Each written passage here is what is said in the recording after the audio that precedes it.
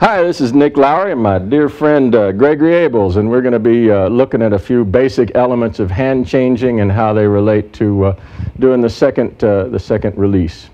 So when we're in the second release, we have a cross hand grip and the man's got us right here. We've swung through and we come to the end. We'd like to end right out here above his head, and from here you have a variety of conditions where you can control the man into a locking position or a fall.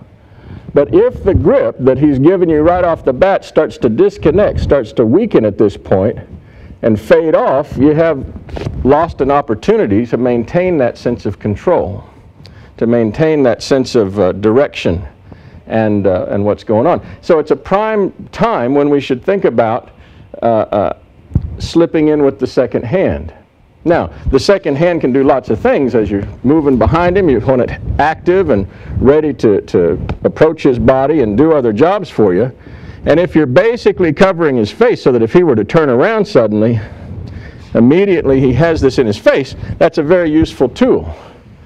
But in the condition where you begin to be sensitive and feel that grip start to fade, that proximity of that hand is also very useful, because as it starts to fade, as his grip falters, you can certainly feel that go away and insert your own hand. Now, once you've made a little grip up here, and we're not grabbing down like a vice, we're just gently holding, interesting things happen. If he decides to turn and move, go ahead and turn one way or the other.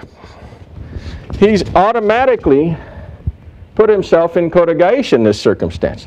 We'll do it again from a different angle. And he turns the same way. Look at that again. Boom.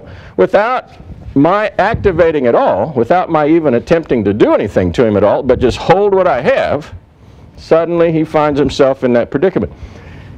If we do the same circumstance, he rotates the other direction, he places himself immediately into Kotomawashi. And again, without any manipulation on my part, his own rotation has placed this condition on him. So let's look at that from the other side as well. I reach up, make the hand change and I try to avoid this. I don't want to reach up and jerk my hand loose. I'm not trying to add anything to it. Again, we must remember this is the circumstance that at the end of it, for whatever reason, his grip begins to fail. Ooh, there we are. And now Mawashi happens. You can execute Mawashi a variety of ways. Very classical stuff to coming off and making a nice otoshi with it. Finally, sometimes your grip will change at the top as you place it in there. If you reach under, if my hand is palm up as it gets here instead of palm out, the hand is palm up as this begins to break, the grip starts weakening, weakening, weakening, boom. Now as he turns, go ahead and turn. Boom, he's going to be in a line for basically a face fall, or the funner one, boom, as he turns the other direction, right here, boom, we're already in Tenkai Kota Haneri. So regardless of how you get up here with your hand, this way, this way, this way, he turns this way, go ahead, boom. Oh, sorry, threw too hard.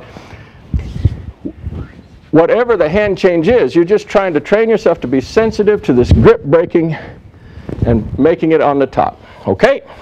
So play with that a little bit and see what you find. I think you'll find a nice entry to a lot of wrist control that can be very useful for your randori. Thank you.